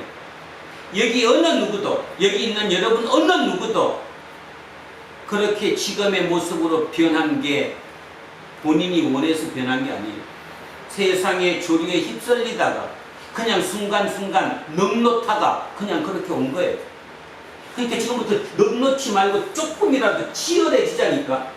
내가 치열해져요 스스로. 그래 그거를 지켜. 그래서 제가 이 주보 뒤에 이거 이재철 목사님이 쓴 글 하나 넣어놨어요. 제가 한번 읽어볼게요. 좁은 문을 향하는 사람을 사용하신다. 그러니까 다시 얘기하면 오늘 설교했던 것처럼 이 고명한 자는 좁은 문을 향하는 사람을 대야지만이 하나님이 사용하신다. 이 세상은 여전히 죄성으로 가득 차 있다. 내가 내 삶의 현장에서 신앙 양심을 따라 살려고 하면 내 주위에 있는 사람들이 나에게 돌을 던진다. 목사가 주님을 쫓아서 살려고 하면 목사들이 돌을 던진다. 교회가 주님의 뜻을 쫓아 살려고 하면 이웃 교회가 돌을 던진다. 핍박의 시대가 주님 오시는 날까지 절대 멈추지 않는다. 2000년 전 성경은 다 쓰였지만 성경은 완전히 종결되지 않았다. 성경 집필은 끝났지만 성경 속에 있는 내용은 오늘날 이 시대의 역사 속에서도 고스란히 반복되고 있고 주님 오실 날까지 그대로 되풀이될 것이다. 이건 절대로 맞는 말씀이라고 생각합니다. 그러니까 우리가 순간을 놓치면 안 돼. 치열해지지 않으면 안 돼. 그죠? 네가 언제부터 이런 얘기부터 나오잖아.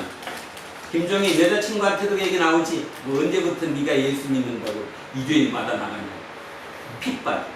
누구에게든 다 마찬가지. 세상이 그렇게 우리를 좁혀와요.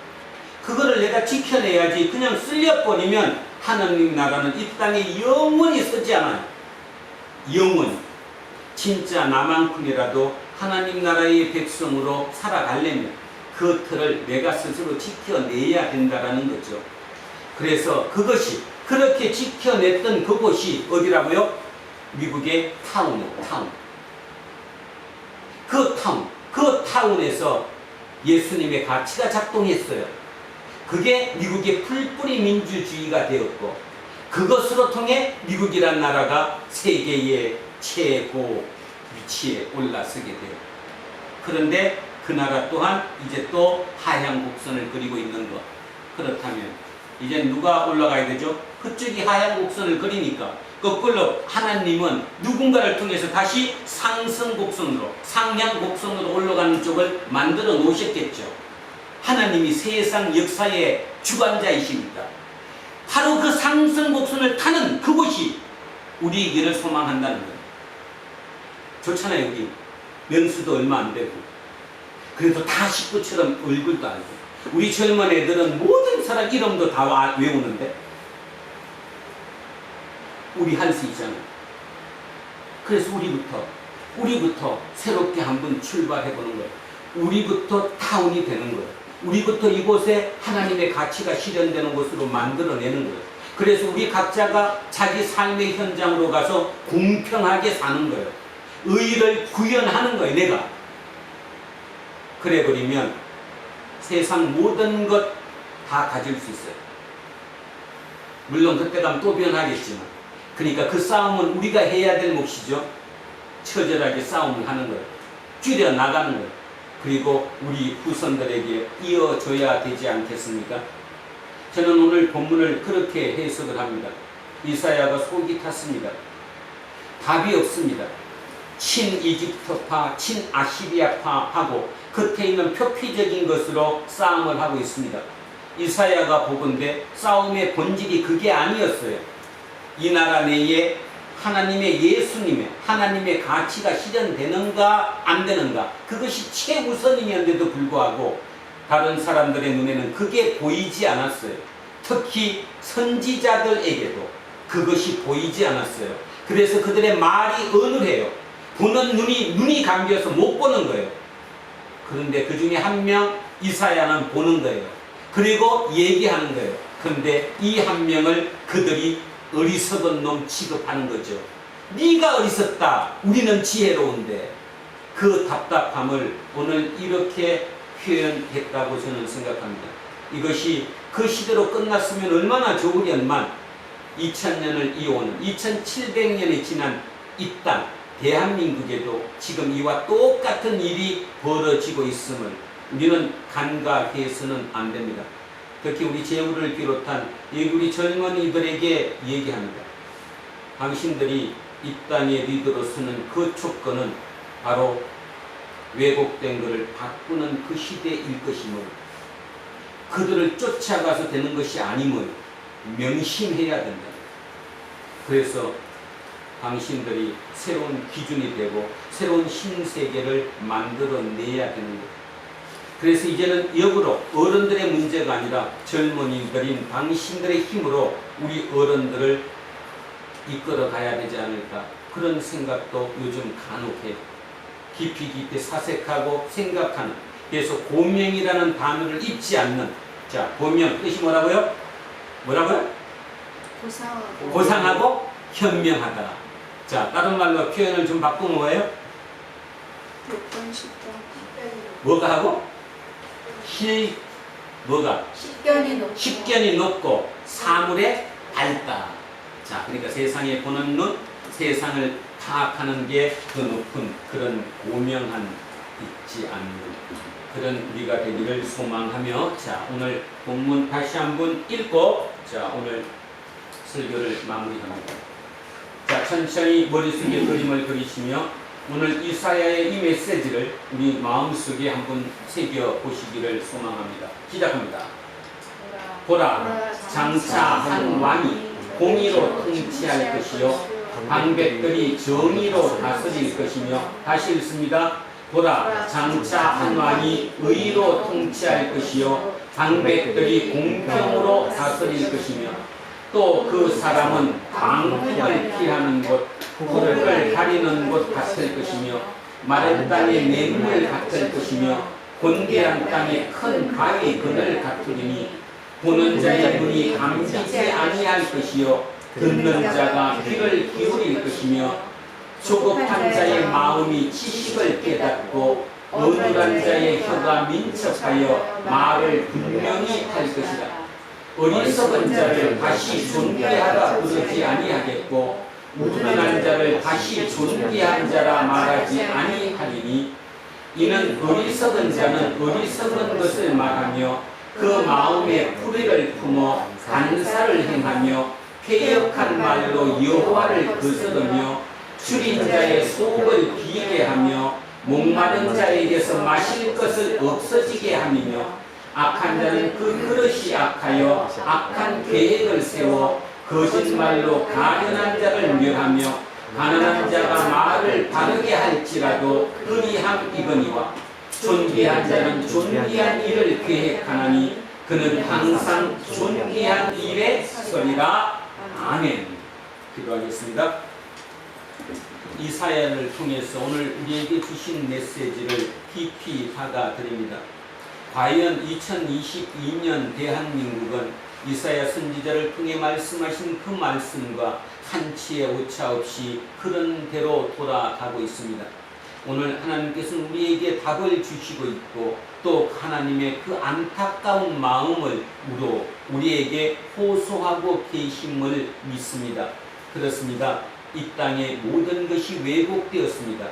미덕과 악덕이 뒤바뀌어 버렸고, 돈과 권력이 모든 사상과 철학을 뒤집어 버렸습니다.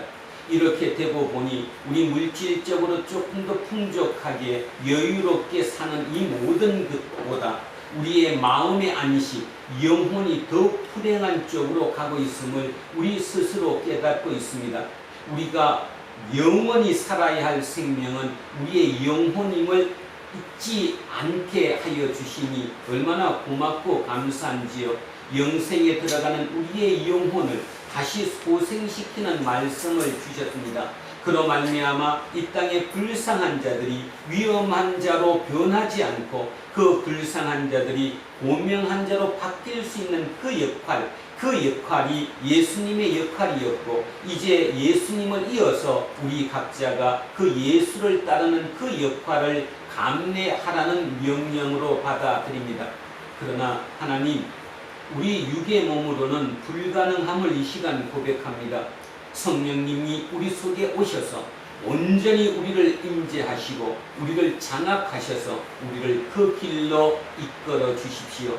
한 걸음 한 걸음 주님과 함께하는 그 걸음이 우리의 눈으로 목도될 때 우리의 마음속은 한층 가벼워질 것이며 한층 채워질 것이며 한층 힘이 솟을 것입니다.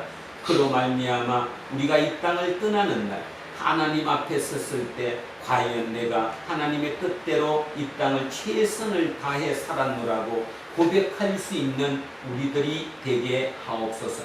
감사드리며 거룩하신 우리 주 예수 그리스도 이름으로 기도합니다. 아멘. 찬송가 516장입니다. 옳은 길 따르라 의의 길을 세계 만민의 참된 이 길 따라서 살기를 온 세계에 전하세. 만 백성이 나갈 길 어느 밤 지나고 동뜬다. 화염이 보아라 저기 주 예수의 나라 이 땅에 오겠네 오겠네. 주 예수 따르라 승리의 주. 세계 만민이 나가 길과 진리요 참 생명 내 장검을 부수고 다 따르라 화평왕. 온 밤 지나고 동뜬다. 화염빛 보아라 저기 주 예수의 나라 이 땅에 오겠네 오겠네. 놀라운 이 소식 알리어라. 세계 만민을 구하려 내 주 예수를 보내신 참 사랑의 하나님. 만 백성이 따를 길 어느 밤 지나고 동뜬다. 환한 빛 보아라 저기 주 예수의 나라 이 땅에 오겠네 오겠네. 고난 길 헤치고 찾아온 길 많은 백성을 구한 길 모두 나와서 믿으면 온 세상이 마침내 이 진리에 살겠네. 온 밤 지나고 동뜬다. 환한 빛 보아라 저기 주 예수의 나라 이 땅에 오겠네 오겠네. 자, 다 자리에서 일어서십시오. 사도신경으로 신앙 고백을 드리겠습니다. 나는 전능하신 아버지 하나님 천지의 창조주를 믿습니다. 나는 그의 유일하신 아들 우리 주 예수 그리스도를 믿습니다. 그는 성령으로 잉태되어 공전녀 마리아에게서 나시고 본디오 빌라도에게 고난을 받아 십자가에 못 박혀 죽으시고 장사된 지 4일 만에 죽은 자 가운데서 다시 살아나셨으며 하늘에 오시어 전능하신 아버지 하나님 우편에 앉아 계시다가 거기로부터 살아있는 자와 죽은 자를 심판하러 오신다. 나는 성령을 믿으며 거룩한 공교회와 성도의 교제와 죄를 용서하는 것과 몸의 부활과 영생을 믿습니다. 아멘. 내게 있는 모든 것을 겸손하게 드리네. 세상 욕심 멀리하니 나를 받아 주소서. 주께 드리네 주께 드리네 사랑하는 구주아들 모두 드리네. 사랑하는 주님께 모두 드립니다. 오늘도 예외 없이 이 예물에 우리의 온 마음을 담습니다. 그리고 하나님을 기다리는 그 마음, 성령님이 우리를 통치해 주실 것을 믿는 그 믿음의 마음, 그 마음까지 함께 담아 주님께 올려드리오니 이 시간 이후의 모든 시간마다 성령님 우리를 통치하시고 우리를 통해 공평한 다스림이 이 땅에 일어날 수 있도록 그래서 이 땅에 불쌍한 자들이 위험한 자로 변하지 않고 그 불쌍한 자들 모두가 자기의 정체성을 깨닫고 스스로 고명한 자로 바뀌는, 그것이 진정으로 이 땅에 하나님 나라가 이루어지는 그 꿈을 꾸면서 오늘 이 예물을 드리오니 주님 기뻐 받아주시고 우리를 인도하여 주십시오. 감사드리며 거룩하신 우리 주 예수 그리스도 이름으로 기도합니다. 아멘. 우리는 세상이 읽고 있는 성경이다. 우리는 세상이 원하는 신앙 고백이다. 우리는 세상에 관심 갖는 설교다. 하늘에 계신 우리 아버지, 아버지를 거룩하게 하시며 아버지를 사랑하게 하시며 아버지의 뜻이 하늘에서 같이 땅에서도 이루어지게 하소서. 오늘 우리에게 영원한 안식을 주시고 우리가 우리에게 잘못한 사람을 용서하여 준 것 같이 우리에게 용서하여 주시고 우리를 시험에 빠지지 않게 하시고 안에서 도와소서. 나라와 권능과 영광이 영원히 아버지의 것입니다. 아멘.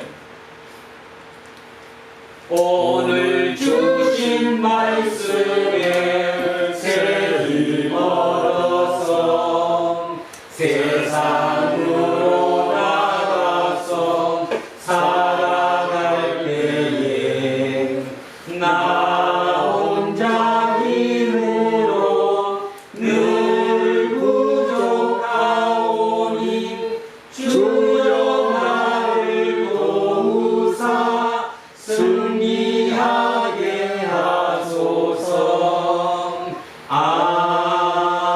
아멘. 이제 성령 강림 후 11번째 주일 공동 예배가 끝났습니다. 각자의 일상으로 돌아가십시오. 그곳에서 무슨 일이 일어날지 우리가 다 알지 못하지만 그 어떤 경우라도 예수를 따르는 예수쟁이로서 고명한 자임을 잊지 말고 강하고 담대하게 인내하고 희망하면서 악을 악으로 갚지 않도록 최선을 다하십시오. 이제는 우리 주 예수 그리스도의 은혜와 하나님 아버지의 영원 무궁하신 사랑과 성령님께서 우리와 함께 하시고 우리를 이끄시니 오늘 이곳에 고개 숙인 우리 모두에게와 우리의 자녀들과 가정 위에 일터와 사업체 위에 그리고 이 나라 이민족 위에 이제로부터 영원토록 함께 하시기를 간절히 축원하옵나이다. 아멘.